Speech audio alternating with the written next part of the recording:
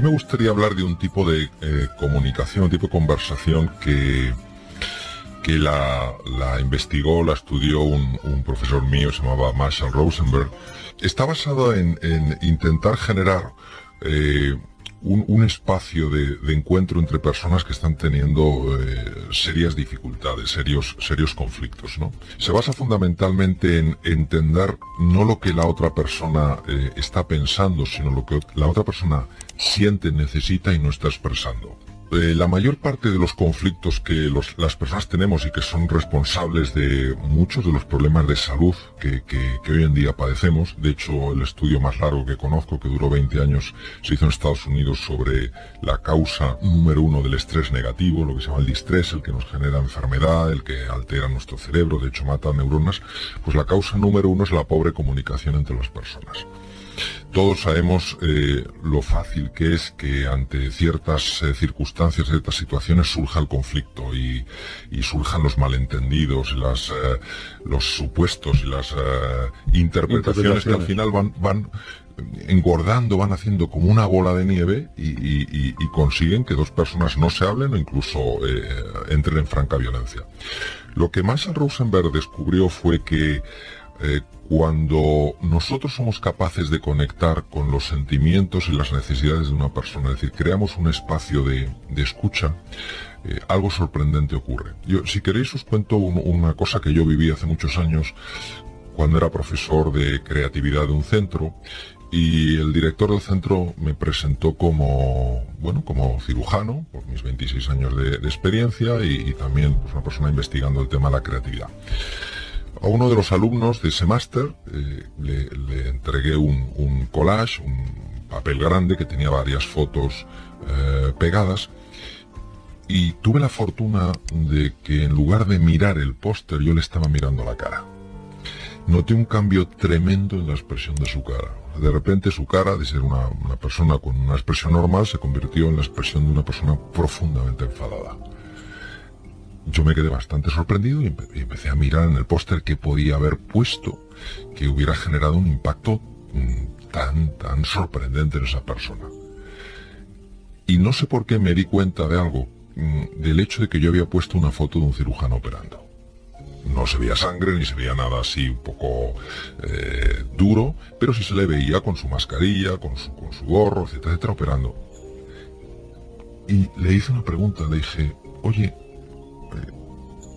¿a ti te caen bien los cirujanos? ¿No se cambian? No te caen bien los cirujanos. No te cambian. Ahí me habían presentado como cirujano, en el póster había puesto eso. ¿A ti te caen bien los cirujanos? Y me acuerdo que él se me quedó mirando y me dijo, los cirujanos no me gustan nada. En ese momento, y que cada uno se lo aplique en su propia vida, todos tenemos la tendencia natural a defendernos, a posicionarnos. En mi caso, pues el posicionamiento podría ser muy sencillo. El posicionamiento podía ser, oye, mira, perdóname, yo no te he hecho nada. Es tu problema, personal, ¿no? Es tu problema. Oye, mira, los cirujanos salvamos muchas vidas, o los cirujanos hacemos esto, o cuesta mucho tiempo y esfuerzos el cirujano, etcétera, etcétera. Apliqué la metodología del doctor Rosenberg, y en lugar de posicionarme, en lugar de defenderme, en lugar de intentar demostrar que aquel comentario suyo no tenía ningún sentido, intenté entender qué había ahí que generar tanto dolor. El primer trabajo que tuve que hacer fue conmigo mismo, es decir, cortar mis ganas de revancha, mis ganas de posicionamiento, ¿no? Le dije, ¿me puedes contar por qué? Él se quedó callado y, viendo que toda la clase había quedado en silencio y que realmente había un espacio para la escucha, empezó a contar experiencias que había tenido. Experiencias tremendamente duras. Experiencias que explicaban todo el dolor que esa persona había tenido, había sufrido a lo largo de los años. De la ira pasó a la tristeza y se puso a llorar. El resto solo estábamos en silencio. Nuestra misión no era hablar, era abrir un espacio para que él pudiera expresar su sentir sin verse juzgado, sin verse atacado, etcétera, etcétera. Después de la tristeza, después de esas lágrimas, sonrió. No te puedes imaginar, nos podéis imaginar el impacto que tuvo aquello en todos nosotros. Claramente. Este chico tenía un aguijón clavado que estaba soltando veneno. Y muchas veces de lo que se trata es de abrir ese espacio para que la persona pueda expresar su sentir, pueda expresar lo que necesita sin experimentar simultáneamente que se lo está juzgando. Nos quedaríamos sorprendidos de hasta qué punto se pueden superar traumas enquistados en una persona con una simple conversación. Yo he visto personalmente en algunos foros en los que he participado personas que arrastraban enormes traumas desde pequeñitos, que cuando los han podido expresar y han visto a alguien que ni les daba la razón, ni les contradecía, sino sencillamente abría un espacio de escucha, el grado de liberación es espectacular. Luego he tenido la fortuna de encontrarme con esas personas meses después y el cambio seguía. Había cambiado por completo su vida. Es decir, no nos damos cuenta porque lo tenemos pues tan cerca del enorme poder de la comunicación. De hecho, se ha demostrado que la conversación puede ser en muchas enfermedades que se catalogan como enfermedades mentales más potente que incluso algunas de las medicaciones más sofisticadas que hay. De hecho, la verbalización es un proceso tremendamente valioso porque obliga al mundo emocional, que a veces es un mundo difuso, que no se puede precisar de manera clara, le obliga a ir a una parte del cerebro, que es la región prefrontal izquierda, y áreas del lenguaje que están próximas a ese área. Y precisamente ese área prefrontal es el área de las emociones positivas. El problema de las emociones, o el problema que pueden generar las emociones, es cuando se estancan. La emoción tiene que fluir de una manera adecuada. Es decir, incluso cuando una persona siente frustración o siente ira, esa frustración, esa ira hay que manifestarla, pero sin generar violencia, ni hacia uno ni hacia los demás. Por ejemplo, a alguien le pueden haber hecho una faena muy clara desde el punto de vista objetivo. Entonces hay una forma de comunicarse que se llama asertividad, con la cual tú hablas con firmeza pero sin dureza. Es decir, tu forma de hablar es una forma potente pero no es agresiva. Tanto la frustración como la alegría, si se suprimen, pueden generar hasta enfermedades. Una persona que sea alegre, que le guste pues transmitir su ilusión por las cosas, que viva en un entorno que sea muy punitivo, que castigue la expresión de la alegría porque parece que está fuera de tono, fuera de lugar, y esa persona secuestra su alegría, sucede lo que llamaba Gustav Jung la sombra blanca. Esa alegría, precisamente por estar estancada, empieza a generar problemas. Entonces las emociones han de fluir. Lo que pasa es que han de fluir de una manera creativa. Por eso es tan importante conectar con los sentimientos y con las necesidades de las otras personas y abrir sencillamente un espacio de escucha. Si escribir en un diario ya tiene ese poder, ¿qué poder no tendrá encontrarte con una persona que es capaz de actuar como contenedor de ese mundo emocional? Dejar que tú puedas expresar eso sin que esa persona que lo está expresando se sienta juzgado. Es difícil, es desafiante, pero yo lo he visto en distintas situaciones y es de un poder difícil de escribir. Parece mentira que algo aparentemente tan sencillo tenga tanto efecto, y yo creo que está basado en el poder de la escucha auténtica, que muchas veces decimos que escuchamos, pero no estamos escuchando, no estamos creando ese espacio para que la otra persona pueda expresar libremente su sentir. Y por otro lado también la importancia de que para nosotros la otra persona sea relevante, es decir, que nos interese no solo conectar con su sufrimiento, sino también ayudarla a que lo alivie. Lo interesante es que una metodología hoy en día, pues que posiblemente a muchos oyentes les suene, que es el coaching, está muy basada en esta tecnología de la pregunta. ¿Y por qué es tan importante la pregunta? La pregunta es muy importante porque hace que nuestra conciencia se enfoque en un determinado lugar. Y tú, al enfocarte en un determinado lugar, ves cosas que normalmente no ves. Tenemos todos una estructura en el cerebro, en el tronco cerebral, que lo que sería como una linterna, ¿no? Entonces tú haces una pregunta y esa estructura pone todas las potencias cerebrales para que buceen, para que indaguen en esa pregunta. Por ejemplo, si yo ante una dificultad me hago la pregunta, ¿puedo con esto? En el fondo, ¿dónde estoy poniendo mi foco? Estoy poniendo mi foco en la duda. ¿Puedo con esto? En la inseguridad, en la preocupación. Pero si yo cambio la pregunta por ¿cómo puedo con esto? solamente cambiar la pregunta hace que yo automáticamente dé de alguna manera por hecho que hay un sistema. Lo que tengo que hacer es buscar la solución. Aunque es lenguaje, dado el poder que tiene el lenguaje para afectar al subconsciente, el cerebro empieza a operar de una manera radicalmente distinta. Por eso una de las cosas que sí que me gustaría desde aquí, desde el punto de vista práctico, es que cuando cualquiera de las personas que hoy en día que hoy nos esté escuchando se encuentre con una situación muy difícil, no se pregunte nunca ¿puedo con esto?, sino ¿cómo puedo con esto? Y otra pregunta que sí que me gustaría mucho compartir con los oyentes hoy es la siguiente. A veces me he encontrado con personas que se sienten bloqueados ante una situación, lo que sea, y no saben cómo salir de ahí. Entonces hay una pregunta que tiene muchísimo impacto, y la pregunta es muy sencilla, es ¿cuál es el paso más pequeño que me atrevo a dar? Es que no somos conscientes del poder que tiene el lenguaje para afectarnos hasta por vía subconsciente.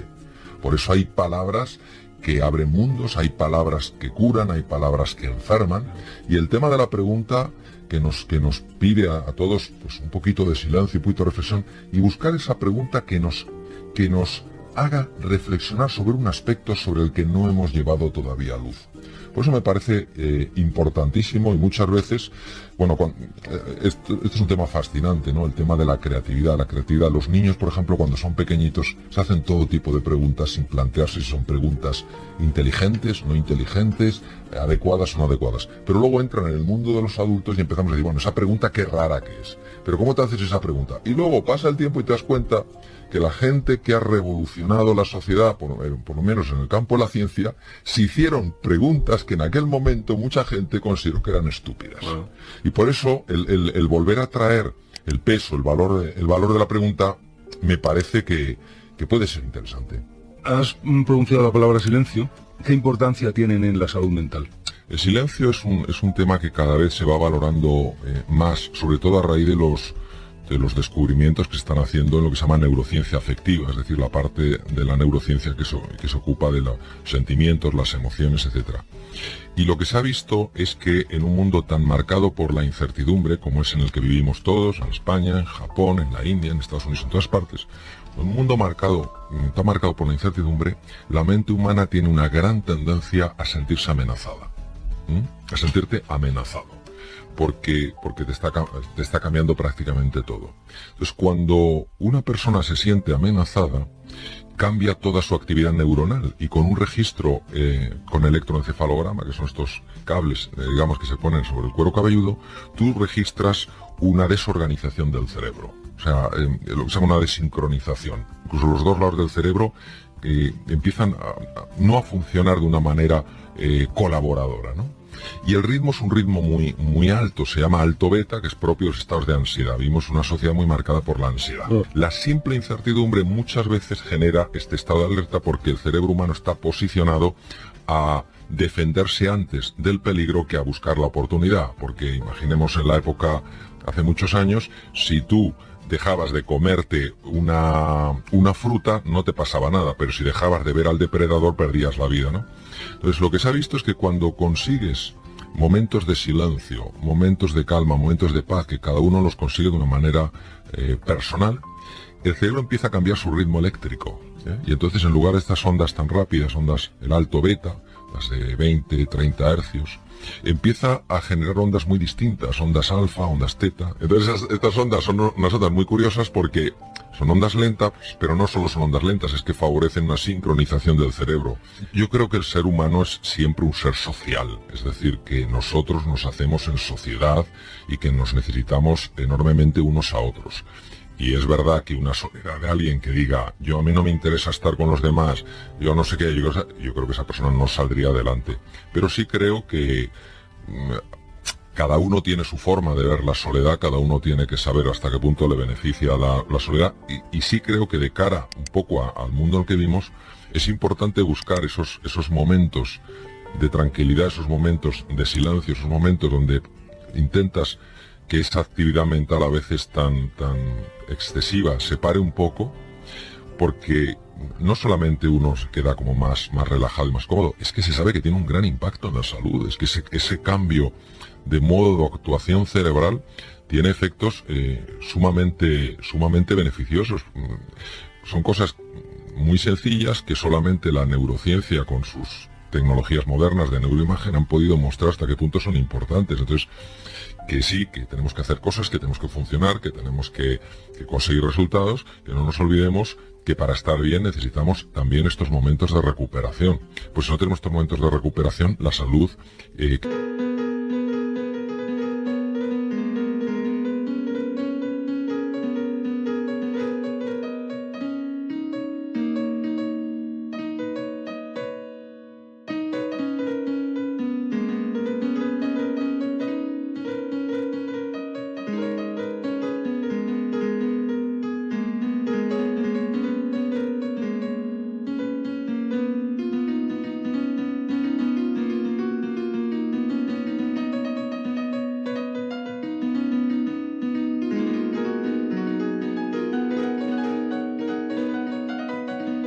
queda fuertemente dañada. Hay dos procesos que son la causa del envejecimiento. Uno de ellos es lo que se llaman los radicales libres. Los radicales libres son unas moléculas muy inestables que se producen cuando la célula obtiene energía a través del metabolismo, cuando utiliza el oxígeno y la glucosa para generar esos elementos energéticos, se llama el ATP, y todo eso produce de forma inevitable unos residuos que se llaman radicales libres. El problema de los radicales libres es que son muy inestables porque les falta un electrón, y entonces empiezan a golpear a diestro y siniestro el resto de las moléculas y pueden generar desde el impedimento absoluto de que una célula se reproduzca hasta incluso mutaciones. Son las causas principales de mutaciones.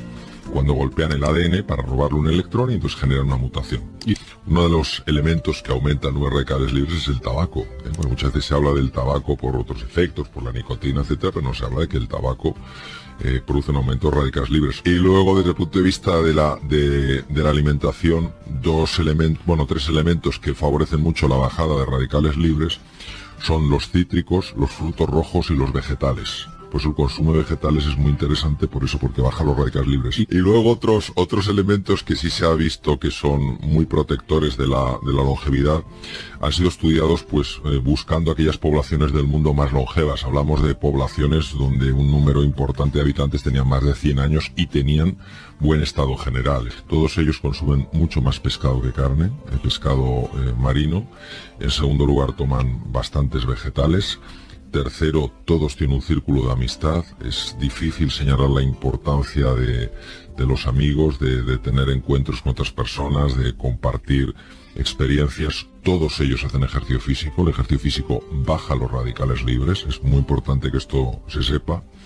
Y luego, estamos hablando de personas de más de 100 años, tienen una ilusión en el futuro. Tú ten en cuenta, por ejemplo, en el tema de la comunicación, cuando tú generas...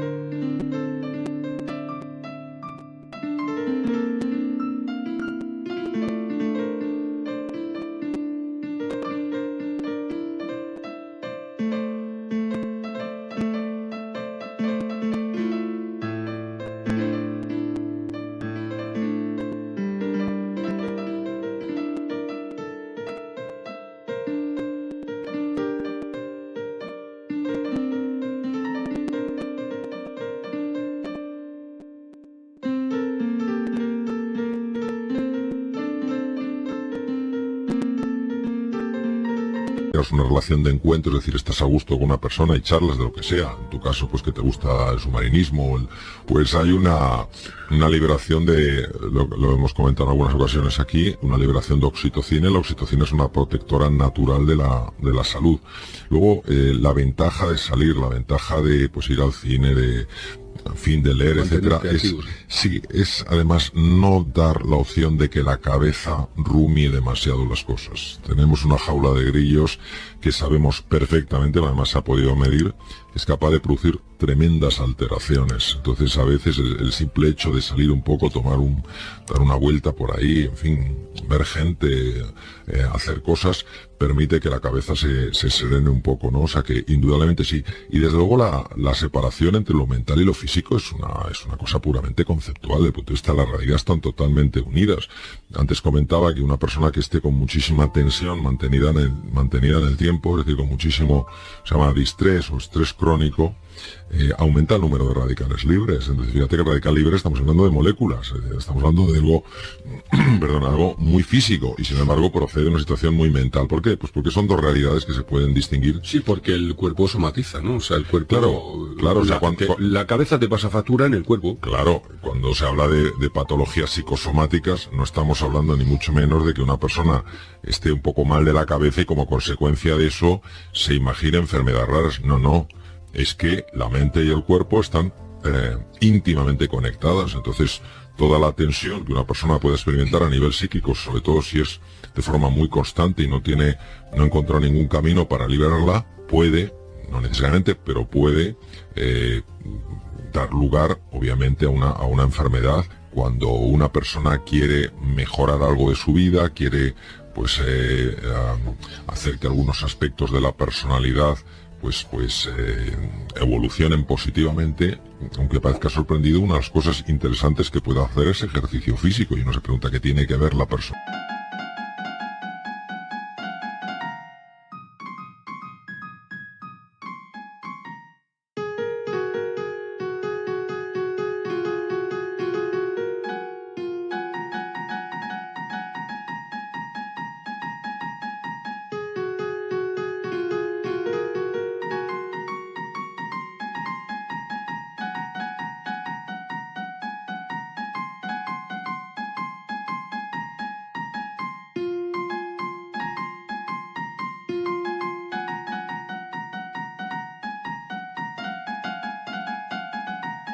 O la mejora, el crecimiento interior con el ejercicio físico, y sí que tiene que ver. Para que se produzca ese crecimiento interior, tiene que haber un cambio en el mapa neuronal, es decir, las neuronas tienen que conectarse de una manera novedosa. Las neuronas, para conectarse de una manera novedosa, necesitan unas sustancias llamadas neurotrofinas, que por cierto las descubrió Rita Levi Montalcini, que murió con 102 años, una magnífica y maravillosa neurocientífica italiana. Entonces necesita estas sustancias. Una de las más importantes se llama BDNF. Bueno, pues precisamente el BDNF, que es un factor derivado del cerebro, aumenta los niveles de BDNF, aumentan con el ejercicio físico. Aquí el dolor físico y el dolor social, cuando una persona se siente marginada, cuando una persona se siente excluida, cuando se hace una resonancia funcional magnética, es una técnica de imagen para ver la localización de ese dolor a nivel cerebral, se activan las mismas áreas en el cerebro. Y fíjate qué interesante, los opiáceos, no, porque el cerebro procesa igual el dolor social que el dolor físico. Los opiáceos, que quitan el dolor físico, también reducen el dolor social, el dolor de la marginación. Entonces, lo físico y lo mental está muy unido. Claro, es como el amarillo y el azul dando lugar al verde, no se pueden separar, ¿no?